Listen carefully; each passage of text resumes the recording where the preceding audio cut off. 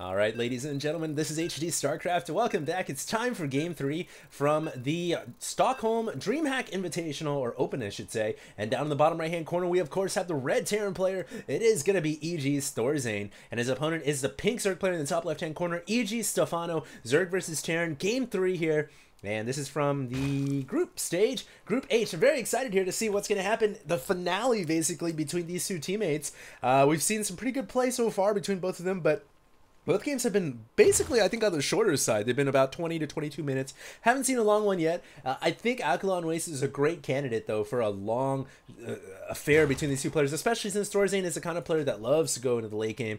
And I think on this map, it's very hard for a Zerg player to say, hey, I'm going to be aggressive. I'm going to break down that front door, because to be quite honest with you guys, it's very easy, I think, for Terrans to go ahead and wall this ramp off. They've got high ground. They've got position, they've got protection. I think on this map we might just see, you know, that 25-minute, 30-minute plus brawl between these two teammates. It would be great to see, and so far it's been a pretty exciting series. After this game, I'll probably go ahead and start casting some other sets from the DreamHack tournament. A couple of games more that from Jaedong I still want to do. I might do some 91 games. I'm not sure yet. Really, there's just too many options to choose from. So do stay tuned. I'll be doing a set a day for you guys. And of course, if you guys ever have any sick replays, feel free to email them to me, HDreplays@gmail.com. And I do check that on a daily basis. So anyways, let's go ahead and see what Stephano does here. He is bringing out his drone, and it looks like he wants to become a hatchery. Of course, this is vital for any Zerg player, especially on big maps, to get the natural down, start mining it, own it, and start making some money, because that's the way you play StarCraft 2. Drone is making its way over to the natural expansion. It's going to start to bother this SCV a little bit, but it looks like Thorzain is going to bring that SCV away, and he does actually bring it out. Sometimes Terran players get a little bit, I don't want to say cocky, but I want to maybe overconfident that their SCV will finish the barracks in time, and then they end up leaving it there, or maybe they think, oh, I'll bring out another SCV and I'll be able to protect it. But sometimes, you know, that overconfidence can end up costing that SCV his life, you know. So this is a would-be warning to all you Terran players. Don't be too confident with those SCVs. They're really a little flimsy. So the drone is actually going to run back home now. It's actually chasing this SCV as it's making its way over to the Zerg side of things. Thorzain is throwing down an expansion. This time has gone for barracks before Expo.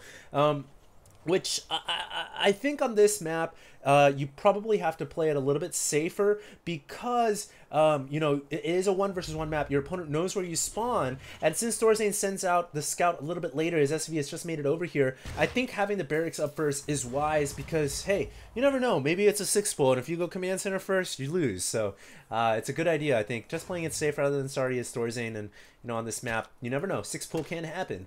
Thorzain now trying to get that SCV away. He did scout the natural expansion, which isn't not too much going on here. I love this overlay. It just shows, hey, Queen is coming, 2 drones are coming. Very, very nice.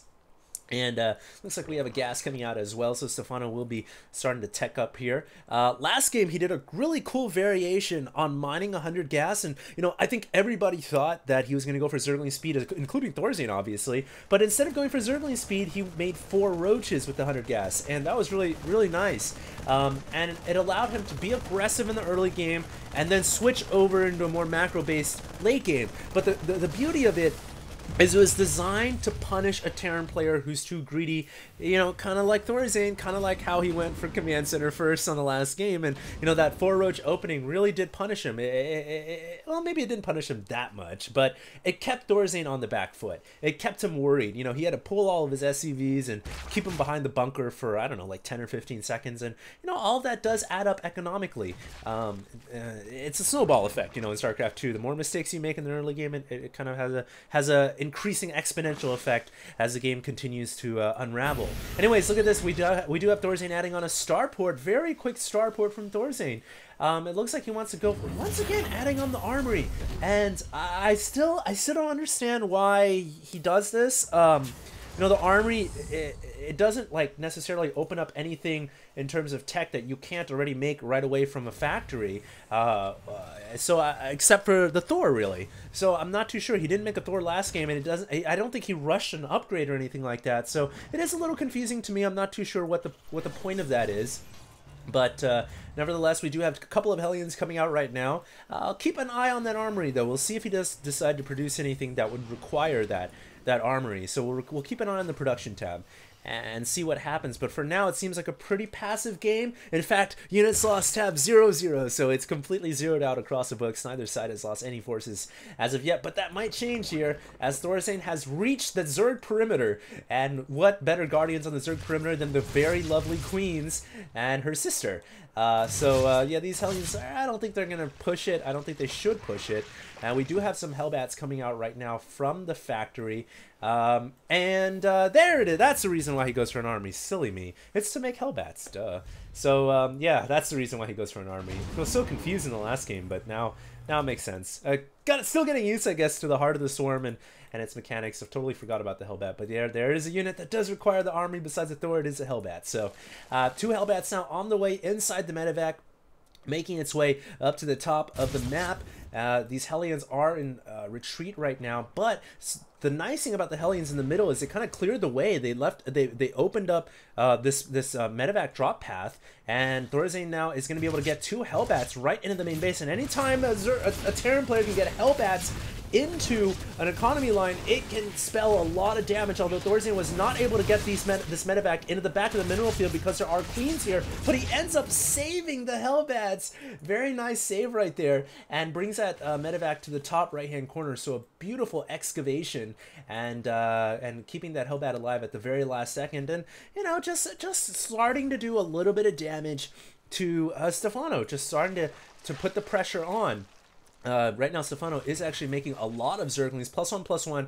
Unfortunately, Zerglings aren't the best thing against Hellbats, but if they can find them in the open field, then they can take them down pretty quickly. But Thorzain can easily lift them off like he did in the last engagement, just like he did right there, and bring them up to the high ground. And here we go. It looks like Hellbat taking damage from that Baneling, but that's all right. Thorzain can afford that. He brings it back up into the medevac, and of course, it can be healed. That's a great thing about Hellbats is they turn into a half biological unit on the ground. So as a Hellbat, so the medevac Hellbat combo very devastating, and in fact Queens aren't very good against them. They're all right, but they're not amazing like they are against Hellions. But eventually those Zerglings do get the full surround and take them out. Meanwhile, this Hellbat still trying to roast up drones is actually doing a pretty good job. These two so far killing off a couple of workers here or there, and now trying to wow, almost taking out a lot of Zerglings right there. That's the power of the Hellbat. Zerglings really not effective against them, especially when they're forced to kind of attack in a line formation, you know, through one of those choke points, and they can't get a full surround. It's pretty brutal. So I think the opening from Thorzain so far has had some success. Not amazing, but mild success, I would say. You know, putting the Zerg on the back foot, killing up a couple of workers here or there, but we do now have Mutalisk on the way from Stephano. He's actually adding on Mutas, +1 weapons, and centrifugal hooks. Now the thing is, did those medevac drops see the Baneling nest? No, they never saw the tech, which is kind of surprising, to be honest. In fact, yeah, all the tech here has been hidden the entire time. And so we're going to have a lot of Mutalisks coming out, some Banelings coming out momentarily as well. These medevacs, while they were safe earlier on, are going to have a very hard time controlling the skies now once the Mutalisks hit the field. You know, the Zerg Air Force is going to be able to crush these medevacs, and with them their cargo as well. I think Thorzain, you know, he doesn't know that Mutalisks are coming out, but he's got to be wary. This is about the time. 12 minutes is about the time when most Zerg players, if they want to go Mutas, they will have Mutas. And so I think he has to be careful here with these 2 medevacs. It's a pretty expensive cargo he's holding. Not super expensive, but still the potential to do damage is there. You don't want to lose it just like that. And he drops him into the mineral field once again, but the Mutalisks are there this time. And, oh man, that drop really just gets taken out. Doesn't do that much damage, I don't think. And I think Stephano looking pretty good here. If you look at the resources lost, he is now finally winning that tug-of-war battle. The one who has more resources lost, obviously the one who's losing more, which isn't good. And so Stephano so far has been deflecting these drops in the last few minutes pretty well. And now that he's got Mutalisks in the skies, I really think that's going to be a good deterrent for Thorzain. You know, he's going to say, all right, forget dropping now. In fact, I'm going to wall this off. He destroys the tower there. And now he's going to, I think, sit back and play more of a macro style. Although with this many mines and this many troops, he could easily move out and claim another expansion. And I think that's what Thorzain should do. He should move out and claim the 4th.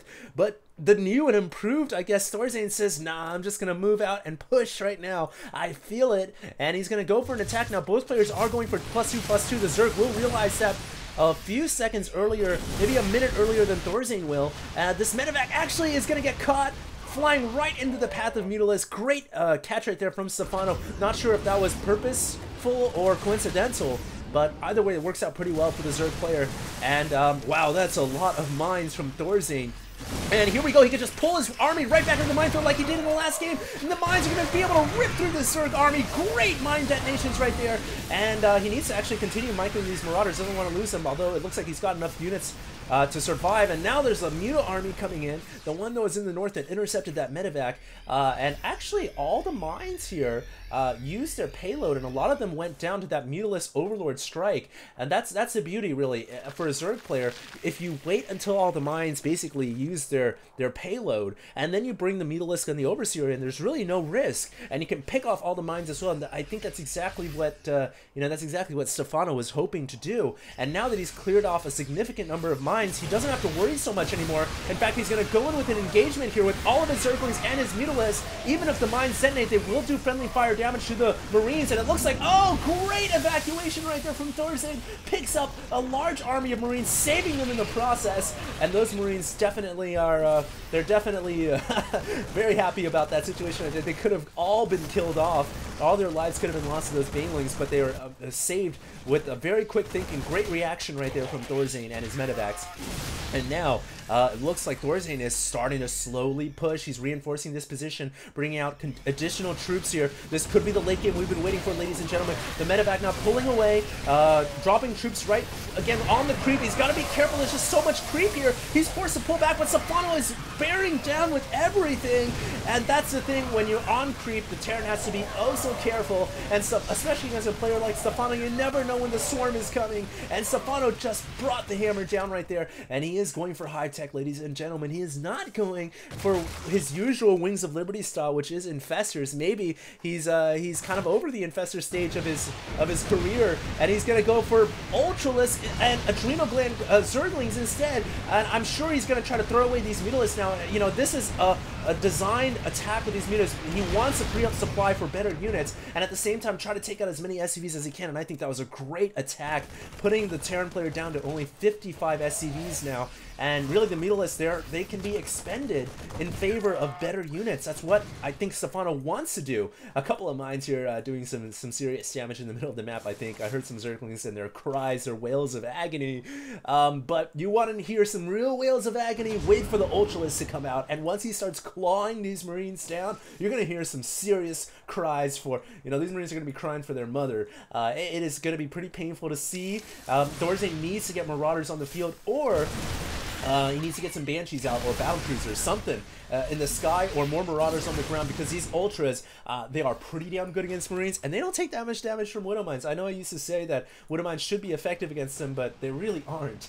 These Mutalisks are going to fly in. They're going to be able to take out this small army once again, and here comes the Zerg army powered by Ultralisks, and Chitinous Plating isn't actually done yet. Stephano taking a bit of a risk sending the Ultras in without Chitinous Plating. There's a lot of mines here, but it looks like the Ultras, they just don't care. They're just going in, man. They're taking, just the mines are like tickling them as they've got so much HP. They're just bringing the pain down, and yeah, these Marines are running away. They're running for the hills right now. They're trying to find any way to evacuate this terrible situation. We do have ship weapons level 2 on the way, which would indicate to me that that obviously Thorzain is going to try to go to the sky here to combat these Ultras. He has found a choke point at the natural expansion where he's going to try to hold the line. He's got to be careful that these Marines don't clump up too much, because that's when the Ultras can do all their splash damage. And I think Stephano is saying, well, maybe I'm pushing the situation just a little bit too much, and he is going to go ahead and pull out, but he's got to be careful. His units are rendezvousing over a minefield, and oh, actually mines can kill Ultras, what do you know? But it did take basically all these mines, and now finally Stephano is going to clear out these pesky Widow Mines and take them down. So great play by Stephano, who's now leading this game at 190 supply to 129 of Thorzain. Thorzain is certainly on the back foot. He's got to do something. He's got to find it within himself here to hold off this push. If he can hold it off, micro like he's never microed before, or just evacuate the scene of the crime and drop behind the supply depot while he's got to hold the line here. It's all important that he does not allow the Zerg player to breach his natural expansion like he did moments earlier, and I really think he needs to focus pretty heavily here on Marauder production. He is still making a couple of mines. Mines were just now finished off, but you know, focus on Marauder production, and I think maybe go for some Banshees here, because there aren't, there's still actually a lot of Mutalisks in the sky, so scratch that. And the Ultras and Zerglings have busted through the rocks. There are a couple of mines here, but the Ultras don't care, although they have to be careful about those units on the top of the ramp. One Ultra is left behind inside this mineral field, just hacking away at these SCVs. Meanwhile, Mutalisks have basically taken out all the workers of the natural, and now thinking about taking out the barracks in the main. The Ultras now stampeding up the ramp, and they are just going for the victory here. Thorzain has been pressured from all sides, from all angles. His reinforcements are cut off. I don't know what he can do. He's got to get these mines burned underground, but it really isn't going to help him all that much, although it looks like he's got just enough Marines and Marauders maybe to survive one more minute. But, I mean, the situation continues to get worse and worse for him. You know, Stephano is not under attack. He's mining happily out of his bases right now. You know, like I said, the best defense is usually a good offense. If Thorzain could pick up some of these forces, and I think he read my mind right there, pick up some of these troops, he needs to launch an attack at one of these bases, but Stephano wisely covers his hatcheries with spine crawlers, and having a little bit of that static defense is going to buy him just enough time in order to basically not worry about an attack or bring reinforcements in to deal with these medevacs. And in fact, his Mutalisk army is still controlling and patrolling the skies, preventing these medevacs from really being able to get any play going. And it looks like this command center has a big pile of poop on it right now. Thorzain now is going to lift it up in the skies. Now we have a flying infested command center, and Stephano now is going to take it down. Oh! The poop breaks off. The infestation is like, I don't want to die with this command center, although it is going to be repaired at the last second here from Thorzain. Thorzain, this is the Alamo. Can you hold the line? The supply depot was not raised up, and I think this is probably going to be GG. Well played. EG.Stephano is victorious. Ladies and gentlemen, there it is. Wow, an incredible series, and just kind of showing you guys a little bit of that inner EG clan war. Wow, speaking of which, I think I mentioned this in another cast, or a prior cast, but EG is now without like their most famous player, Idra, and I did a little bit more research on the topic. Apparently, Idra kind of blew up on Facebook. I don't really want to say too much about it. You guys can go and figure it out yourselves. But yeah, EG no longer has Idra, so anyways, bit of a side topic, but that was an incredible series. I'll be doing more games for you guys. I'll be trying to do a set every day, so tomorrow I should have a set coming out for you, and hope you guys enjoyed. This is HD, and of course I'm signing out.